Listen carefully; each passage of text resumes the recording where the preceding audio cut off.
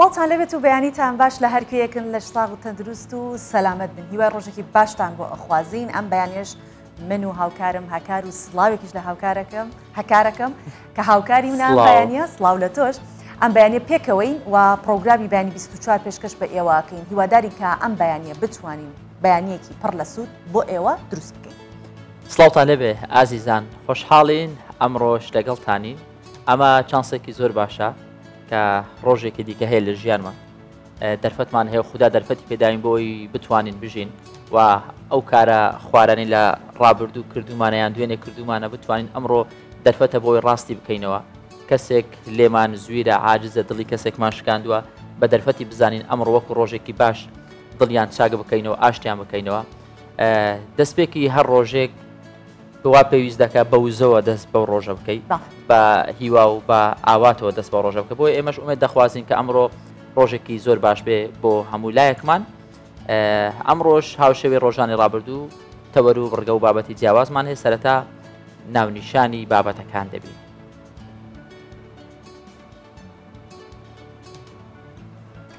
لا سلەیمانی پێشەنگایەکی شێوەکاری بۆ هونەرمەند نینا مەحموود کرایەوە. یەکێک لە سیما بازرگانی و شارستانیەکانی زاخۆ بازاڕی کەڤنە کە تێیدا چەندین ئافرەتکاری تێدا دەکەن.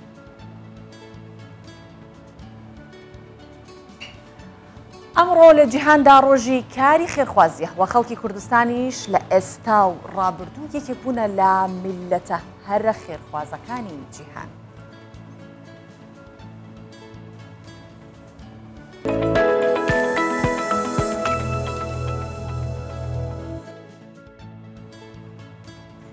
هەکار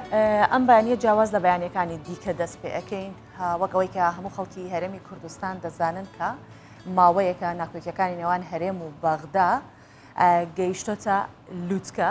و ئەویش بەهۆی ئەوەیە کە بەغدا بیان و بە هەرێمی کوردستان ئەگرێت. هەکار هەمووان دەزانین کە لە سەرەتای 2023 تاوەکو ئێستا 19 جار شاندەکانی هەرێمی کوردستان سەردانی بەغایان کردو. بە هەموو شێوەیەکیش کوردستان پابەندی خۆی بەرامبەر هەموو ئەو ئەرکانە نیشان داوە کە لەسەر ئەستوێتی. بەڵام بەغدا هەر بیان و ئەگرێت و ڕۆژ لە دوای ڕۆژیش هەرێمی کوردستان دەیەوێت مامەڵە لەگەڵ قواری هەرێمی کوردستان بە شێوەیە بکات کە وەکو پارێزگایەکی بچووک سەیریەکات.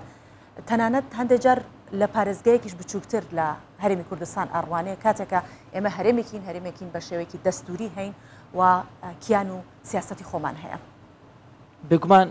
کوردبوون هەموو کات سەختە، هەموو کات گوتومانە زۆر ناحەز و دوژمنی هەیە، بەردەوام دەویان بۆ کراوەتەوە بۆی بتوانن لە هەر درزێک هەبوو تێیدا بێنە ژوور و ئەوەی کە ئامانجیانە وەکو لایەنە خراپەکە بەرامبەر بە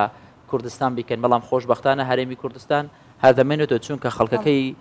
کوردستان کاتێک دەگاتە سەر حاڵەتێک بەوەی کە کوردستان بوونێکی شەڕەفمەندانە یاخود لەگەڵ هەر وڵاتێکی دیکە بەڵام بەژێردەست بێگومان کوردستان بوونێکی شەڕەفمەندانە هەڵدەبژێرین. ئەمە بۆ هەموو تاکێک لە هەموو شتێک گرنگترە. ڕەنگە قوتی خەڵک زۆر گرنگ بێ، بەڵام هیچ کاتێک هیچ شتێک بەقەت نەتەوە بەقەت شوناسی هیچ میلەتێک گرنگ نییە، چونکە تەنیا ئەو ساتاننی کە خۆمان تێیدا دەژین بێگومان بۆ نەوەکانی داهاتوشمان ئەمە کاریگەری هەردەوێت دەمێنێتەوە. جا هەکار ئێستا ئەتوانین بڵێن بەغدا حکوومەتی فدراڵ سیاسەتی برسیکردنی خەڵکی هەرێمی کوردستانی گرتۆتە بەر، بەڵام خەیاڵیان خاو بێت کە ئێمە هەمان کوردین کە بۆ ئەوەی کە خاکمان بپارێزرێت هەزارەها برسێتیمان بەسەر هاتووە، هەزاران جار خوێنمان ڕشتووە و ئاڵایە بە خوێنی شەیدان ئێستا گەشاوەیە. ئەوەشی کە دەیبینین تەنیا لە قوتی خەڵکی هەرێمی کوردستان نەوەستاوەتەوە. شای سەدارایەکانی هەرێمی کوردستان بابەتی بودجە موچە ئەمانە هەمووی بەلایەک لەلایەکی دیکەش گەڕاندنەوەی یاخود گەڕاندنەوەی مەقڕەکانی حزبی پارتی دیموکراتی کوردستانش بۆتە کێشەیەکی دیکە کە بەغدا ئەو بابەتانە هەر هەمووی ئێستا چۆنەڵێت بە شێوەیەک دەرەکەوێت کە بەغدا چەند هەمیشە سیاسەتی شۆڤیانیانە بەرامبەر بە کوردستان دەرەبڕێتەوەی کە دەبینین کە لا کەرکووکیش ڕوئەدات. بەرحاڵ ئەمانە هەموو بابەتێکن کە ڕۆژانە لە شەقامی سیاسی باسی لێ ئەکرێت. جا لە پێناو ئەوەی کە خەڵکی هەرێمی کوردستان دەیانەوێت ویست و ئیرادەی خۆیان نیشانی بەغدا بدەن، دیارە کۆمەڵە ئامادەکاری کراوە خۆپشاندانێک. سۆبان خۆشبەختانە زۆربەی جار ینی ناحەزان و دژمنانی هەرێمی کوردستان کاتێک دایانەوێت شتێک بەرامبەر هەرێمی کوردستان بکەن نازانن جارێکی دیکە ئەپدێت بوونەوەیە بۆ هەستی نەتەوایەتی گەنجانمان جارێکی دیکە بە گڕوتینەوە لەسەر بابەتە نەتەوەیەکان بە گڕوتینەوە بە حەماسەوە باڵپشتی خۆیان بۆ کوردبوون و بۆ شوناسی خۆیان دەردەبڕنەوە لەسەر ئەم بابەتەش ئەمڕۆ لە شاری دهۆک ئامادەکاری دەکرێت بۆ خۆپیشاندانی ناڕازایی دژی بڕیارەکانی حکوومەتی عراق. بەڵێ جا دەچینە دهۆک لە دهۆکەوە زانیاری زیاتر سەبارەت بۆ ئامادەکاریانی کە بۆ خۆپیشاندانی ناڕزاتی دژی بڕیارەکانی حکوومەتی عراق ئەنجامەدرێت لەلایەن خەڵکی دهۆکی ئازیزەوە ئەوە هاوکارمان مەسعود وارمەلیمان لەگەڵە بێت لە دهۆکەوە. مەسعود بەیانیت باش هیوای بەیانێکی باش بۆ تۆ خەڵکی دهۆکی ئازیزە خوازم پێم بڵێ کە ئەو ئامادەکاریانە چین خەڵکی دهۆک ئەمڕۆ بە تەمای چین. باش بیتن سوبان هرچند دنگت درستی نگهشتم لست خواستم آماجر خوب شاندن نورو کردم که بریاره دم جمعی 11 و پارکال پشمنه و پارک نوروز بهت انجام دان پشتی سال 2002 و پشتی نمان آراجه ما بحثو پشتی دانان دستور عراق سال 2005 خلک کردستان عراق بگشتی چواره بو که جیانه کدیا خوشتر هات با بر همینان لپا سال 2005 هاتانو که حکومت نکل دی فکر عراق هیچ حکومتی که ما فکر کرده و درست نداره افجاش راتبی و موچه و بودجه و حتی که شاسته این دارایی همیا اوه کو پیوست نبوینش برویجی خلک هرما کردستان بگشتی دیاره خوب بشک عراق نابینیتن چکو ظلم و سیستم کازور برانبر خلک هرما کردستان تکرند وی چارچوبه دا بریار افروکش داره خراون جواک سویل ما مستایت آینی کسان روشنبیرو همو تخوچین جواکی و خوب شاندانه که مزن الویری بیت اساس کرده دا کوب زتر بزن که خوب شاندان هنه مرا ماید چه بیتن یک شرای خراد گل مدایا که اوجی هستا هجا مالا أنا سما مستاكي آينية وياك شريك خرن في خوب شاندانه سيداش فرم برش كرم أخو أجر تو ما بحث كي جاري أرمان جا في خوني شاندانه كيه هر وصادقي بهش دارية تدا كتن بناو خود مزنو دلوان بتأكيد أفكريارا بغداد ديال هرما كردستان كتن أفكريارا نا مستهدف تنه حكمة هرما كردستانية بل إنما همي تخو جينت خلق كردستاننا حکمت و ملت و جبوی چنده وک رک خراوت جواک سویل کو پترش سطر رک خراوه الپارزگاه دهو که رأی و همیا بویا او کو خو پیشاندانه بیت کرن و اف خو پیشاندانه اف کست ضررمند جبریارت بغدا مشارکت ویرد کن معنا هر کسی که مجخور بتن و بالتأكيد مجاخور تنهانی نه چونکو خیزان توانه کسب وان و گریداینه و عام کردستان همی خلک کردستان هست به نعدالت اکید کتن هست به زورداری و ظلم اکید کتن کو هندک هجتت ایام بهانهت ببنما حکمت عراق و رفتارت و برانبر هرما کردستان مولید کتن أفرفتارت هنات غريبا حكمة العراق وكيم بزفرنا مجويجي أم تبين هرش دست بيكا حكمة العراق كو تشيبوي يان جمهورية عراقي تشيبوي يان بريوي مملكة عراقي بويا خلقي يعني نت متجانسن قال إيكو دوام بينين تعدا وكي تعدائية كملات كرد جبر كريا كود في چارچو في هدا بجيتن و کلتور جدا و ثقافت جدا و بیرو بوچون جدا اوانیت گل ایکودو هین جبرنده هم بینین حکمت عراق ایکل دیف ایکه همیا نفیا حقوق في ملتیا کری همیا جیاویای ایرادا في ملتی بشکنن بس منجوی دا و حتی ایرو برو واجیاوی چنده بویا همی گاوا هر ملت کرد متماسک بویا و ایراداوی خورتر لهاتیه بو دست و اینانا مافید خو ام بینین اف عقلیتا برین کد حکمت برین کدا هی امل او بویا کو پشتی 2003 دا هندک وجوه دی هاد بن هندک عقلیت دی هاد بن کو اوید نخوشی سردست دیکتاتوریت دیتین پشتی هنگی حکمرانی وی ملتی بکم پشوه که آزادانه و ديمقراطي بس مع الأسف أفبوتشونت هنا در كتن وصا يعني هما مجرد وجهة هاتينا جوهرتن عقليات همي هر إيكا داخازي تو تفروكيت سركي ده چبن هر وصاين تو باردانك و داخازي و خونشاندانه تنه کارودانه که چکن کاریگریه که پیدا کن طبعا داخوازیا ما وکو بجداریه که باش دوی نرازیبون دا دیار ببتن و کی وسیله چون گلک جان مثلا و دو سه روزه در باز بوده و ساعت اودی کردن که وقت پارتی نه آیا تنه پارتی دل وری آماده بیتن تاکید هر کسی که ضررمند بتن جوان بریارید بغداد بانگوازما بوایا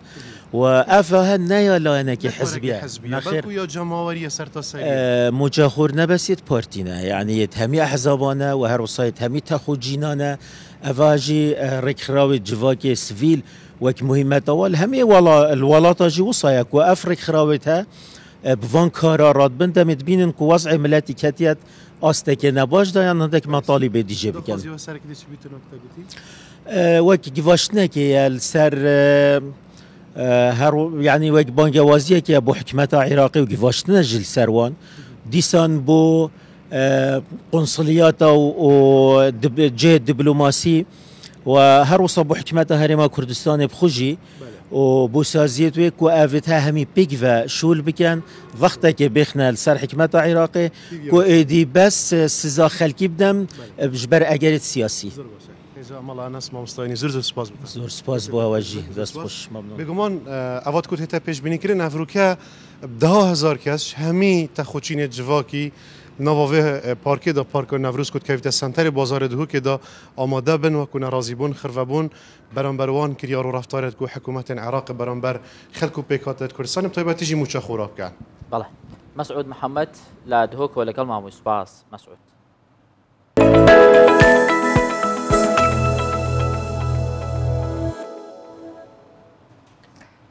بچینە سلێمانی سەرێک لە سلێمانی بدەین بین ناوڕۆکی بەرنامەکە باشە بەو شێوەیەکە لە هەوڵی مۆزەخانەی سلێمانی پێشانگایەکی شێوەکاری کراوەتەوە تێیدا هونەرمەند نینا مەحموود چەندین تابلۆی خۆی نمایش کردووە کە ئەوە دووەمین پێشانگای شێوەکاری ئەو هونەرمەندە شێوەکاریە وەکو نینا دەڵێت لەو پێشانگایەدا هەوڵی داوە لە ڕێگەی تابلۆکانیەوە ئازارەکانی ژنان لە نێو کۆمەڵگەکەیدا بە تابلۆی شێوەکاری نیشان بدات.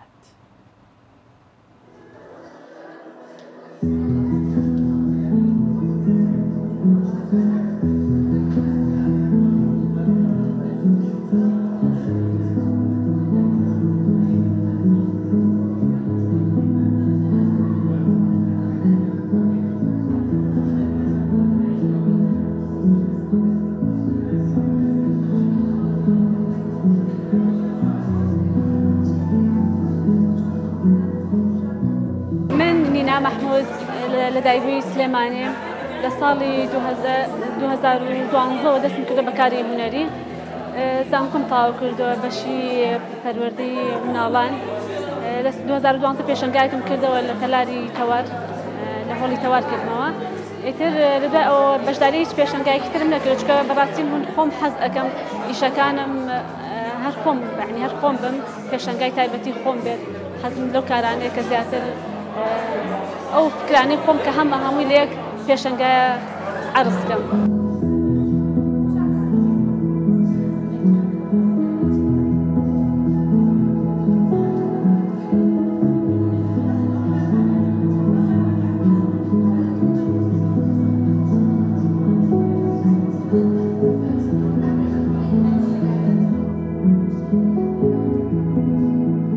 پێشەنگاکە پێک هاتووە لە حەڤە تابلۆ زیاتر کارەکان باسی کێشەکانی ئافرەت و هەروەها باسی سروش دەکات چونکە ئافرەت و سروشت هەردووکیان تاوەکەری یەکترین لە جوانیە هەردووکی هێمای جوانیە بۆ ژیان لەبەرەوە ئیشەکانی من زیاتر لەسەر سروشت و ئافرەتە.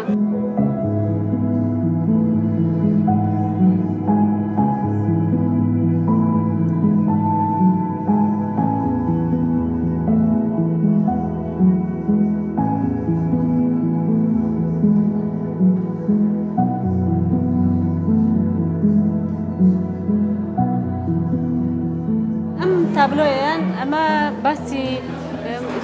مێژوو ئەکات مێژوو کە چۆن ئافرەتی بینیوە کتێبێکە کتێبەکان وسەن چ کتێبە ئاسمانیەکان بێت چی کتێبی نووسەر و شاعیرەکان بێت وەکو ئافرەتیان تەنها وەکو جەستە وسن بەرجەستە کردەوە لێرەدا گرنگی نەدراوە بە بیر و هۆش و بیرکردنەوەی ئافرەت عەقڵی ئافرەت لەکوایە مەسەلەن چۆن ئافرەت سیر کراوە چۆن ئافرەت بەکارهێنراوە بە پێی مێژوو ئافرەت ئایا هەر وەسیلەیەکە بۆ مناڵ خستنەوە و بۆ خزمەتکردن یان ئافرەت تاوکری پیاوە و تاوکری ژیانە کە ئەبێت چۆن مەسەرەن مافەکان جوانیەکان شتەکان ئەدرێتە پاڵ هەموو شتێک ئەبێ بدرێتە پاڵ ئافرەتێش.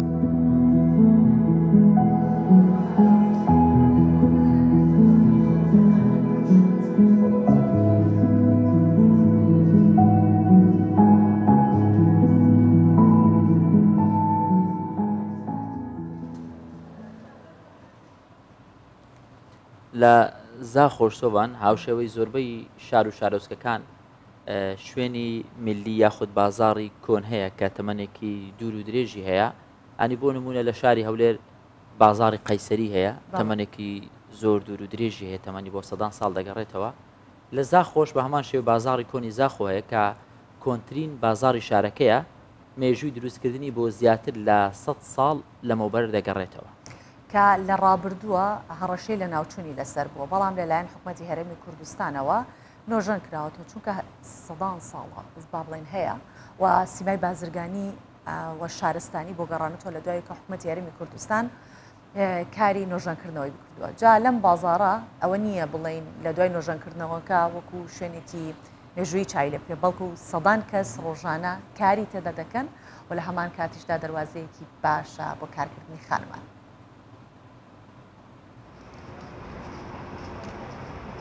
ji tariyatî û wêraniyê bo ronahî û avedaniyê sîka tarî ye bazarê herî kevnê zaxo piştî ku ji lay hikûmeta Herêma Kurdistanê ve hatiye nîjenkirin bi dehan delîveyên karî peyda kirîne bi taybet jî bo kiç û jinan. Nuriya jî ku diryarkar e êk ji wan jinan e yên ku di rêka vî bazarî da bûye xudan dirîngeha xwe ya taybet û karê xwe têda diket. Hikûmetê teqrîben 6 heyva bê beramber ev dikanêtayê dayne me em şûlê xwe têda bikin. Karê me berî ingê li mal dabî piştî me dikan vekirîn bazar baştir lê hat û pitir pêşçav bî alemekî zanit rêkê xaricit tên hindek bi xwe bazarî dikin û tişta dikirin. Nebes Nuriyaya diryarkar belku çendîn kiç û jinên dî jî di vî bazarî da bi kar keftîne.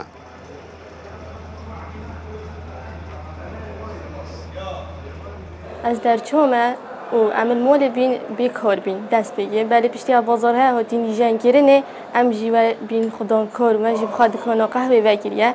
ez û kiçek diyem pêy ve şûlê diyene li vêrê. Ji bilî peydakirina delîveyên karî hevdem nîjenkirina vî bazarî bi zava geştiyarî jî li deverê xurttir lêgiriye. Cêvecekirina vî projeyê rêja geştiyara Sinûrî dara serbixweya Zaxo projeyeka gelek zêde têde berçavkirin û ev e bêguman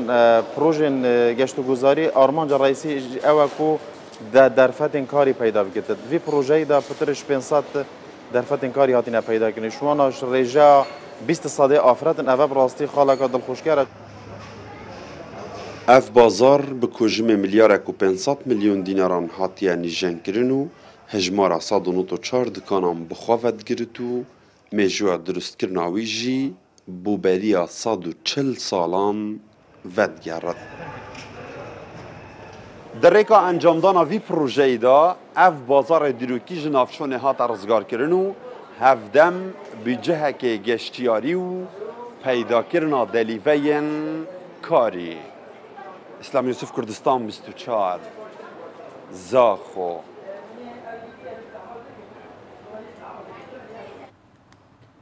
سۆڤان ڕۆژانە لە شار و شارۆچکەکان چالاکی ئەدەبی و ڕۆشنبیری هەیە لە نێویاندا هەست دەکرێت زیاتر ینی لە سلێمانی ئەم چالاکیانە فراوانتر و زیاتر هەیە وەکۆی کە کتێبخانەی گشتی سلێمانی لە چوارچەوەی فیستیڤاڵی هەفتەی چالاکی کتێبدا چەندین چالاکی جیاوازی و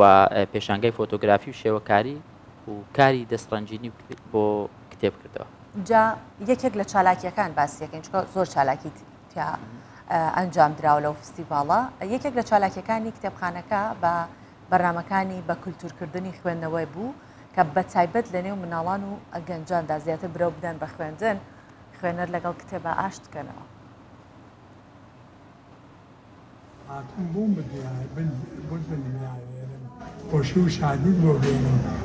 گەنجینەیەکی لە بواری چیرۆک و شاعر بۆ منداڵان ئامادە کردووە. هەتاکو ئەوانیش بێن بۆ یاری بۆ خەتخەتێن. خاوەنی زیاتر لە 3000 پەرتووکی منداڵانە. بڕۆن بۆ سووچی کۆڵان. هەر یەکە لە کتێبەکانیشی منداڵان ئاشنا دەکات بە زمانی جوانی کوردی و مێژووی میلەتەکەیان لە ڕێگای دیرۆک و شعرە تایبەتەکانیەوە. میاو پشی جوان بەبێ جوان. بە درێژایی تەمەنم لە ساڵی 1970 لە ناو کتێب عژیم. پێش ئەوەی مامۆساکانم ئەوەنە باسی کتێب و ئەدەب و شعریان کرد وام لێ هات تامەزرۆی ئەوە ببم لە ئەرک و ماندووبوون و هێنیمی خۆمدا ئەبرم بۆ خزمەتکردنی ئەو میوانانەی کە دێن بۆ ئێرە کە چاویان بە کتێبەکە ئەلفبیەکەی باڵدارەکەوێ چاویان بە خاڵخاڵەکە و ماڵە باجێنە و خەتخەتێن ئەکەوێ ئەو وەختە ئەزانن ئێمە چەند دەوڵەمەنین و ئێمە نەتەوەیەکی بە ئاگین. سەما لە تەمەنی 8 ساڵیەوە کتێبی کردووە بە باشترین هاوڕێی ژیانی. لەژێر ڕۆشنایی ئەو کتێبانەی خوێندوێتەوە توانیوێتی کتێبێک بنووسێت و پێشکەشی بکات بە هاوتەمەنەکانی خۆی. خۆم لە سەرتادا زۆر مڵق لە کتێب خوێندنەوە بوو و بەڕای من تەنها کاتت دەکوشت بەڵام دوای ئەوە بینم خوشکەکەم ڕۆژ لە دوای ڕۆژ زیاتر کتێب دەخوێنێتەوە و بڕیارمدا کتێبێک بخوێنەوە بەڵام دوای ئەوە تێگەیشتم کەوە کاتێک ئەم کتێبە ئەخوێنیتەوە هەموو ناخۆشیەکانت دەردەچێواتە ئەتوانی لەم دنیا بڕۆیتە دەرەوە. ساڵانە لە ڕێگای چەندین چالاکی کولتوری و فەرهەنگیەوە کتێبخانەی گشتی سلێمانی کار لەسەر بە کولتورکردنی خوێندنەوە دەکات. هەروەها لە ناو کتێبخانەی گشتیدا بەشی زمانی کوردی و عەرەبی و ئینگلیزی و فارسی هەیە کە ڕۆژانە خوێنەران ڕووی تێدەکەن. لەم پێشەنگەشدا زیاتر لە 50 ناوەند و بڵاوکراوە بەشداریان کردووە. هەڵبەتە ئێمە لەم پرۆژە ئامانجمانەوە بۆ کە بتوانین خەڵکی شاری سلێمانی و دەوروبەری جارێککە بگوێڕینەوە بۆ ناو کتێبخانەی گشتی سلێمانی وە تایبەتی خوێنەران و ڕۆشنبیرانی ئەم شار و دەرۆژ کە بتوانن لە ماوەی هەفتەیە سەردانی کتێبخانە بکەن. کتێب و دەستنووسەکان یەکێکە لە بنەما شارستانەتەکانی هەر میلەتێک. میلەتی کوردیش لەم بنەمایە بێبەش نییە. هەرەمەش وای کردووە ساڵانە لە شار و شارژەکانی هەرێمی کوردستان چەندین پێشەنگای تایبەت بە کتێب و بڵاوکراوەکان ڕێک بخرێت. دالیا کەمال، کوردستان 24 سلێمانی.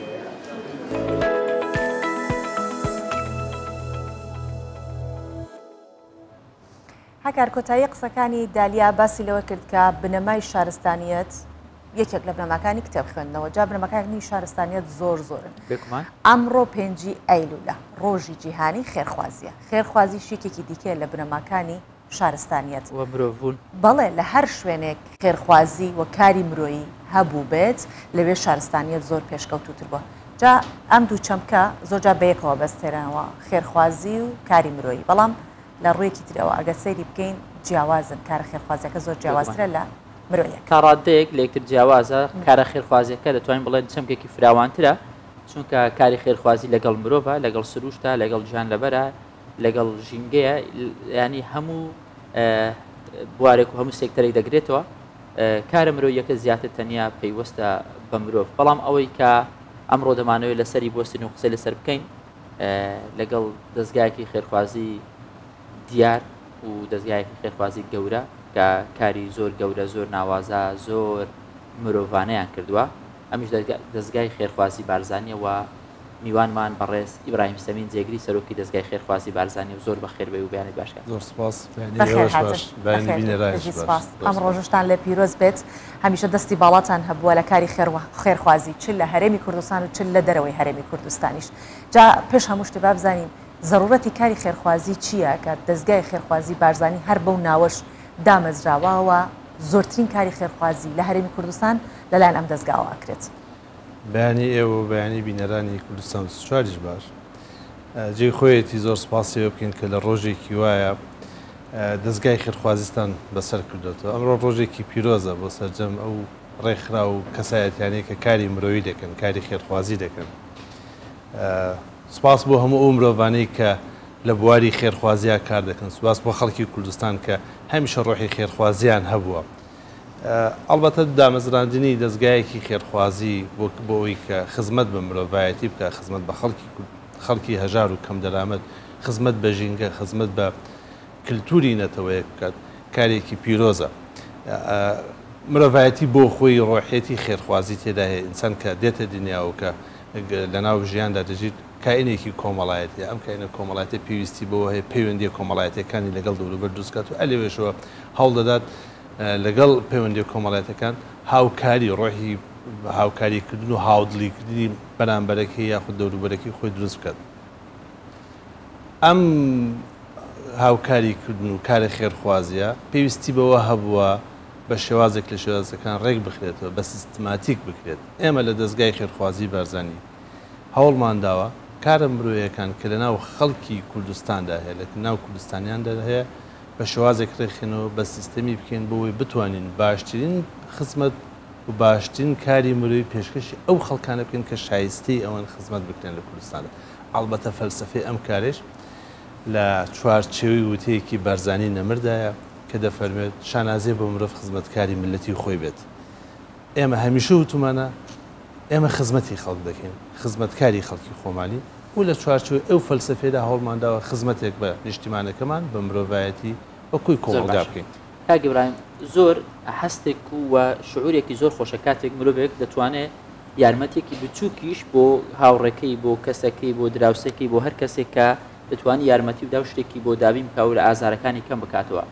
دەستگای خێرخوازی بارزانی ئێمە دەبینین ینی بەردەوام بەهانای لێ قەوماوان دەچی ئێوە کە لە دەستگای خێرخوازی بارزانی کار دەکەن بەڕێشت و تەواوی ئەو کارمەندانەی کە لەوێ کار دەکەن دەبێت شعور و هەستی ئێوە زۆر جیاوازتر بێ لەگەڵ ئێمە چونکە ئێوە زیاتر لە نێو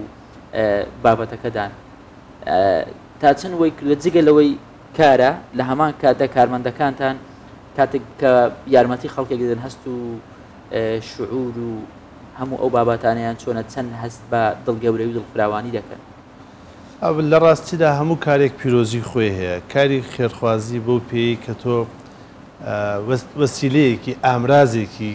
بۆ دڵخۆشکردنی دەوروبەرەکە ئەمە جگەلەوەی کە وەکو کارێک تەماشا دەکرێت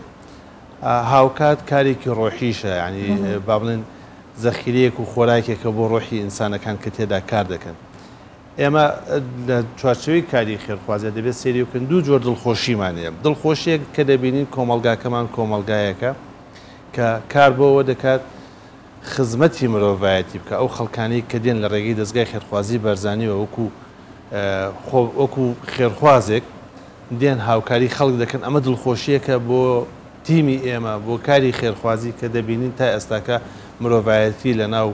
هەست و نستی خەڵکی وڵاتی ئێمەدا لە ئاستێکی بەرزدایە دێن خێر دەکەن دڵخۆشیش دەبین جارێکی دیکە کە ئێمە دەبینە ئەو پردە ئەو جۆرە هاوکاریانە بە ئامانەتەوە بە مزداقەتەوە دەگەن بە ئەو خەڵکانی کە پێویستیان پێ هەیە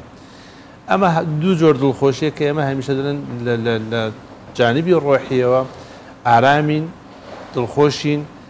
مرتاحین بۆی کە دەتوانین هاوکاری و خەڵکە بکەین بیریشمان نەچێ بەداخەوە هەندێک جار تووشی جۆرێک ناڕەحەتیش دەبین چونکە دەبین خەڵکانێکن پێویستێکی زۆرانێ و ئێمەش بۆ پێی کە ئاستی هاوکاریەکانمانیان جۆرێک ناتوانێت تێری ئەو کەسە بکات فریان ناکەوین لە وەختی خۆی یاخود بە جۆرێک لە جۆرەکان لە حاڵەتێکدایە کە لە چوارچەوەی کاری ئێمە نەمانتوانێت جێ بێتەوە تووشی دڵگرانیەکمان دەکات کە نەمانتوانێت ئەو هاوکاری پێ بگەین. زۆر چاکە.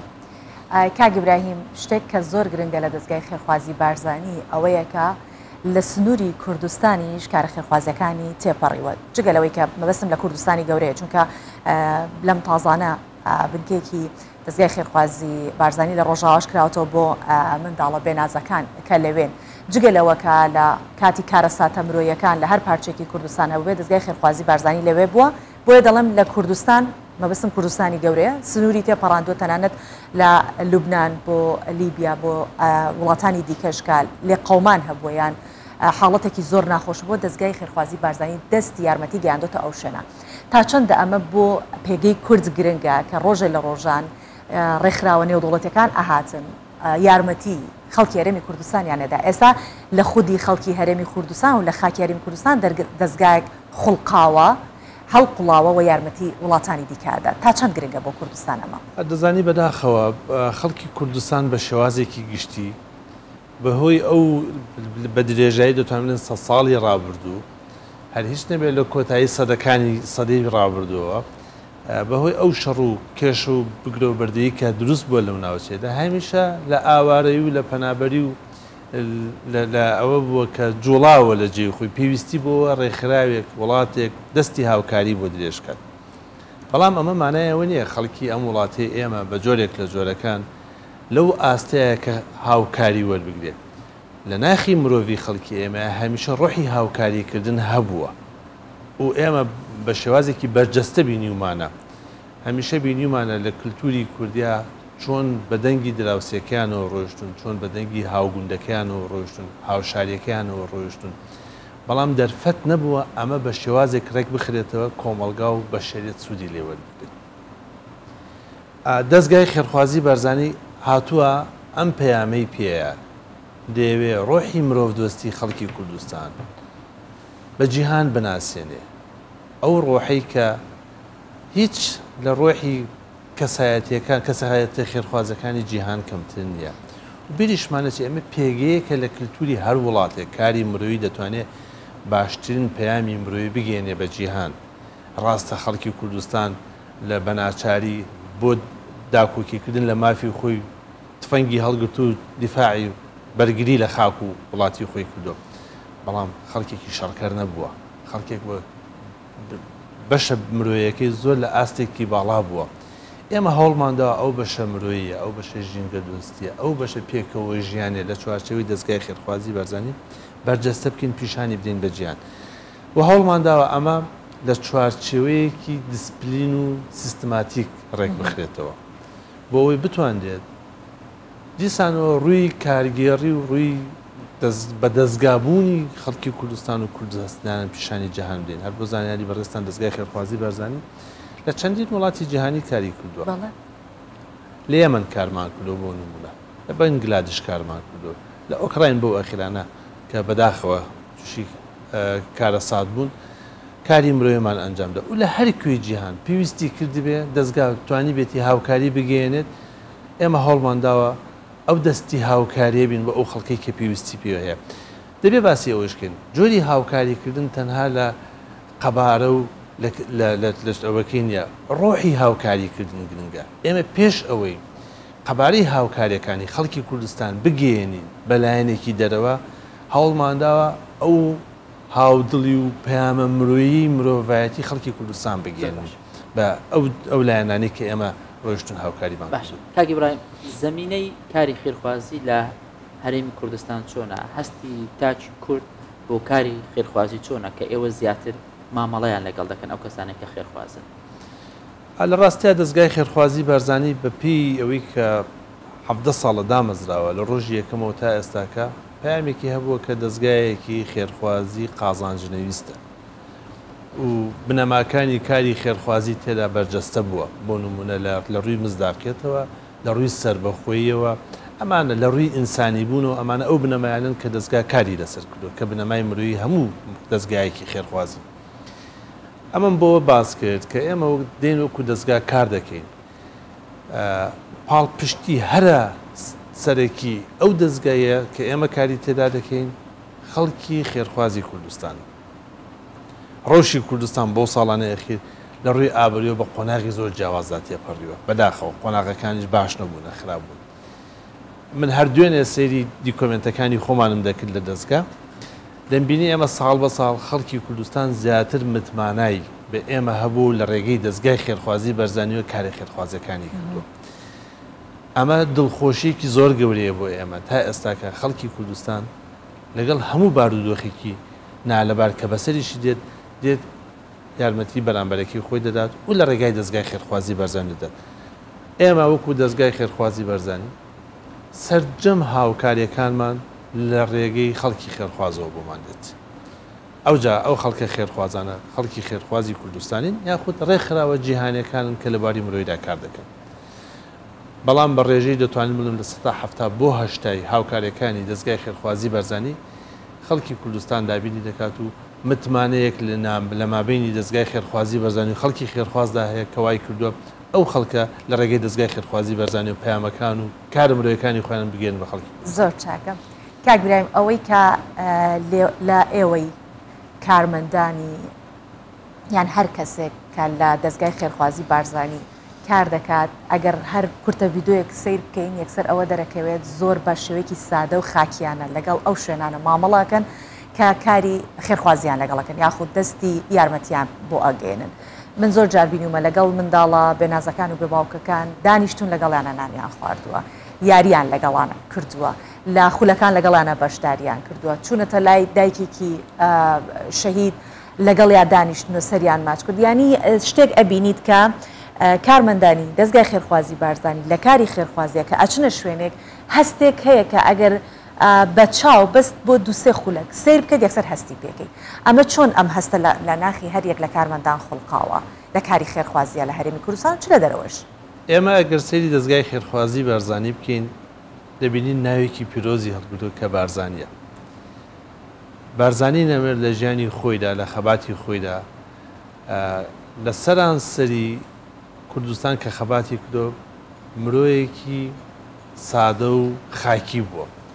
لەگەڵ هەموو چین و توێژەکانی کوردستان لەگەڵ هەموو ئەو خەڵکانێک کە بینیێتی زۆر بە سادەی مامەڵەی کردو ئێمەش پەیامی بارزانی نەمرمان پێ بۆ خەڵکە دەمانەوێت بارزانی ئاسا پێشمەرگە ئاسا بتوانین خزمەتی ئەو خەڵکە بکەین بیریشمانە چیە کاری مرۆیی جۆرێکە لە ئەو پەیوەندی ڕۆحی کە تۆ لەمە لەگەڵ خەڵکەکەیا دروستی دەکەی زۆر جار خەڵکێک دێتە لای ئێمە هاوکاریەکی پێویست بووە تەنها بەوەی کە ئێمە توانیمانە مامەڵی لەگەڵ بکەین و بە شێوازێکی زۆر سادە و ڕاحەت مامەڵی لەگەڵ بکەین دڵخۆشیێکی بۆ دروست بووە ئەو دڵخۆشیە زیاتر هاانی ئێمە دەدات کە بتوانین کاری خێرخوازی بکەین لە هەمان کاتە ئێمە وەکو دەستگای خێرخوازی بەرزانی کە باسم کرد بۆ خۆی مرۆڤایەتی و خەڵکی کوردستان خەڵکێکی مرۆڤ دۆستن ئەو ڕۆحیەتیان تیا ڕۆحەتی تێدا هەیە دەبینین ئێمە ڕۆژانە خەڵک لەناو شەقامەکانە منداڵێک دەبینی پێویستی بە هاوکاری هەیە دادەبەزێت هاوکاری دەکات پیرەژینێک دەبینە پیرەپیاوێک دەبینە هاوکاری دەکات ئێمەش پەیامەکەمان ئەوەیە دەمانوێت هەمومان وەکویەک هەمومان دەستی یەکتری بکەین هەمومان هاوکاری یەکتری بکەین هەمومان بەیەکەوە خزمەتی مرۆڤایەتی بکەین ئەمە ئەوەیە کەوا دەکات ئێمە بتوانین جێ خۆمان لەناو خەڵکی خۆمان بکەینەوە لەناو خەڵکی خێرخواز و لە نێو خەڵکی ئەوەی کە پێویستیان بە هاوکاری هەیە دەمێ ئاماژە بۆ بکەم بەڕاستی ئێمە زۆر سوپاسی خەڵکی خێرخواز دەکەین خەڵکی کوردستان دەکەین کە پشتگەرمین پشت ئەستورین بەو خەڵکەوە کە دەتوانین هاوکاری ئەو خەڵکانە بکەین کە ڕۆژانە پێویستیان بە هاوکاری هەیە پاڵ پشتی خەڵکی کوردستان دەبێت خێرخوازی کوردستان بەڕاستی ئێمە نەمان دەتوانین هاوکاریەکانمان بگەێنین بۆ خەڵکانی کە پێویستیان بە هاوکاری هەیە جێ خۆیەتی هەمیشە سوپاسیان بکەین و داواشیان لێ بکەین بەردەوام من لەم کارە مرۆیە چونکە ئەمە ڕووە جوانەکەی خەڵکی کوردستان و خەڵکی ڕۆژ جوانەکەی مرۆڤایەتی پیشانی ئەو خەڵکانە دەدرێت کە پێویستیان بە هاوکاری هەیە بەڕێز ئیبراهیم سەمین جێگری سەرۆکێرەخراوی دەستگای خێرخوازی بارزانی زۆر زۆر سپاس بۆ تۆ بە هیوام ماندوو نەبن کارمەندانتان دەستان خۆش بی تیمەکەتان تیمێکی زۆر دڵگەورە و زۆر دڵفراوانن هیوادارم هەر بەردەوام بن دووبارە سپاس بۆ جەنابتان دووبارە ئەم ڕۆژتان لە پیرۆز بێت زۆر سپاس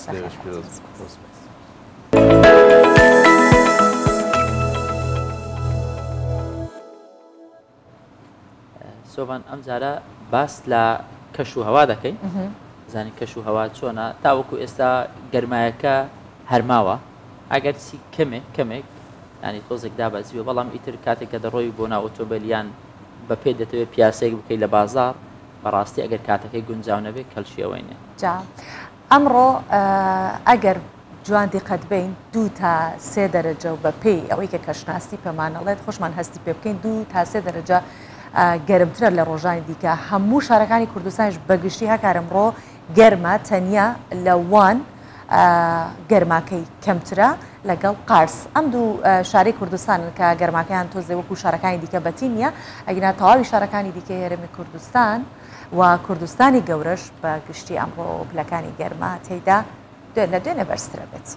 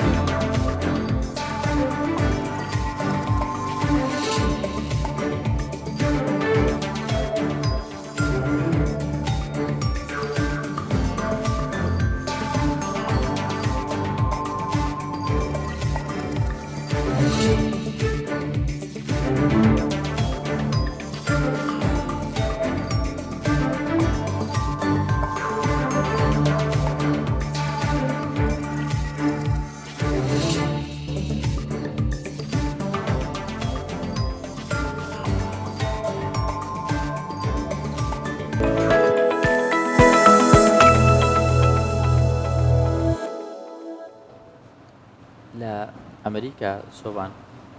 دارێک هەیە تەمەنی ئەو دارە زۆر زۆرە بەڵام بەهۆی ئەو ئاگرکەوتنەوەی کە هەبوو زیان بەو دارەش کەوتووە ئەمیشداری سیکۆیایە لە پارکی نیشتیمانی کالیفۆرنیا تەمەنی زیاتر لە 1000 ساڵە و درێژەکەی 115 مەتریشی تێپەڕاندووە. جا بەم دوایانە ئاگری دارستانەکە وەک هەکار ئاماژەی پێکرد بەشی خوارەوە و یاخود باڵێن قەدەکەی سووتانوە و ئەمەی تر مەترسی وشک بوون لەسەر ئەم دارە دروست دەکات و ڕۆکناسەکانی شەڵ دەدەن لە ڕێگەی چاندنی خانە زیندووەکان لە جێگەی خانە سوتاوەکان ژیان بۆ سیکوایە و ئەو دارە بەتەمەنانە بگەڕێنەوە کە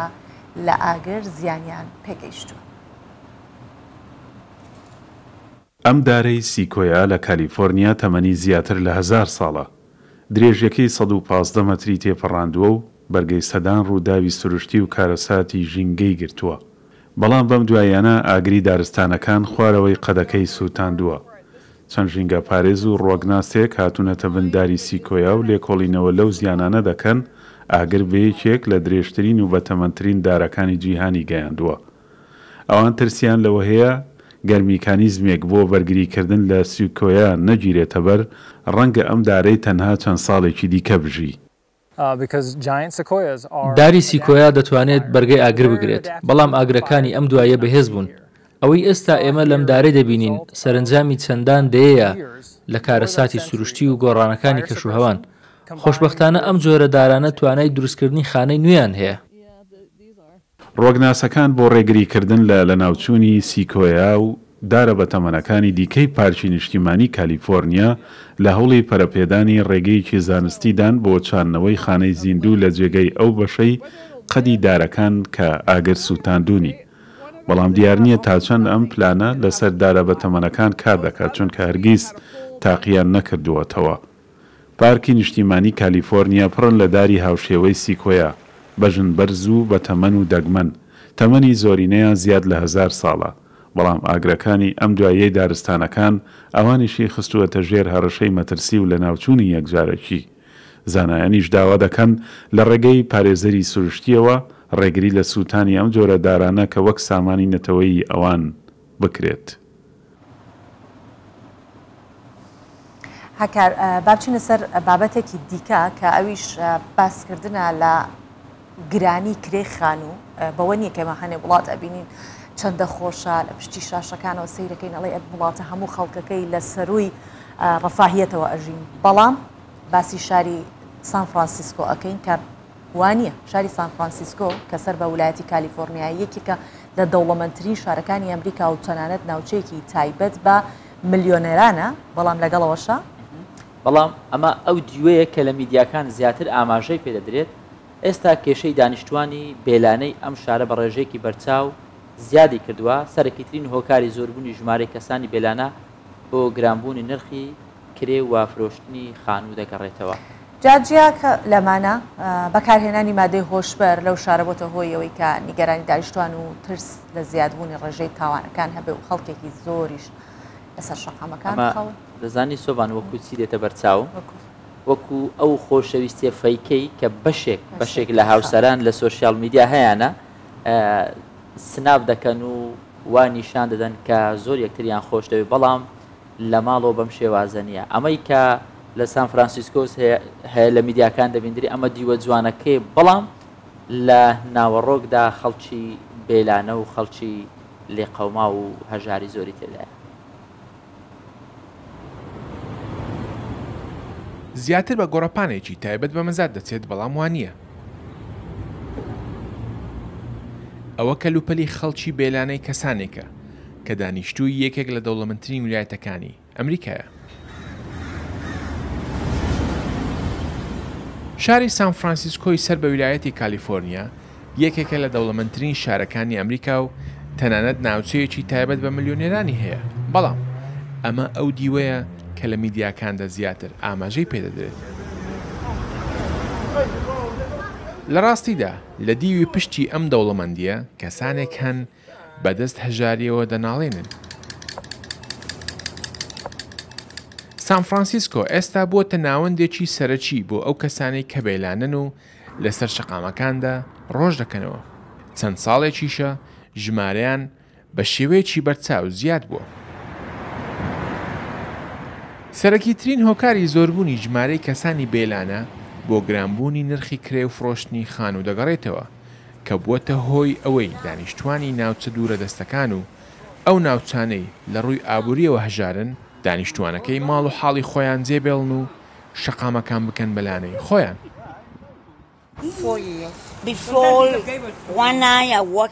چوار ساڵە لەسەر شەقامەکان ڕۆژ دەکەمەوە. ڕۆژێک لەسەر شەقام دەڕۆشتم، هێرشیان کردە سەرم و بە چەقۆ ملیان هەڵزراندم. تەمەنم 6 ساڵە، هیچ کارێک نییە بیکەم. لە زەبڵدانەکانەوە زۆر جار شت کۆ دەکەمەوە و دەیخۆم. بارودۆخمان زۆر خراپە و هیچ داهاتێکیشم نییە. ئەوەی دۆزیویانەتەوە هەوڵیان داوە لەلانە نوێیەکەیاندا بەکاری بێنن. بۆیە شەقامەکانی سان فرانسیسکۆ پڕ بووە لە کەلوپەل و پاشماوەی کەسانی بێلانە. مەترسیەکی دیکە هەیە، ئەویش بڵاوبوونەوەی مادەی هۆشبەرە لە ناویان. بێلانەکان بۆ خۆ بە دوورگرتن لە ڕاستیەکانی ژیان و ئەو دۆخەی کە تێیدان دەرۆزە دەکەن و ئەو بڕە پارەی کەمەی کە دەستیان دەکەوێت مادەی هۆشبەری پێدابین دەکەن کە ئەمەش دانیشتوانی سان فرانسیسکۆی نیگەران کردووە و لە زیادبوونی ڕێژەی تونند و تیژی شارەکە دەترسن.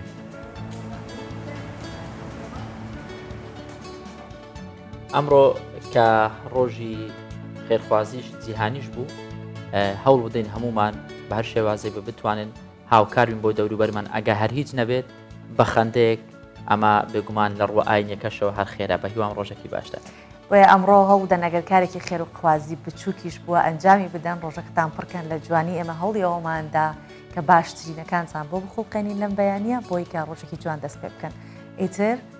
گەیشتە لای ئێوە کە ئێوە ئەتانوێت ئەمڕۆ چۆن تێپەڕێنن و بیگەێنن بەشەو هیوای شەوێکی باشکە چونکە ڕۆژەکەی باش بوو بێت شێکی باشتان بۆ خازینکە کە سەرتان خسە سەرسەرین دڵتان مرتاح بێ کە ڕۆژێکی باشتان لەگەڵ ئێمە دەست پێ کرد و تا کۆتایەکەی باش بووە دوای هەمیشە باشیتان بۆ خوازی هەر بمێنن ساغ بن و لە خۆشیان بن.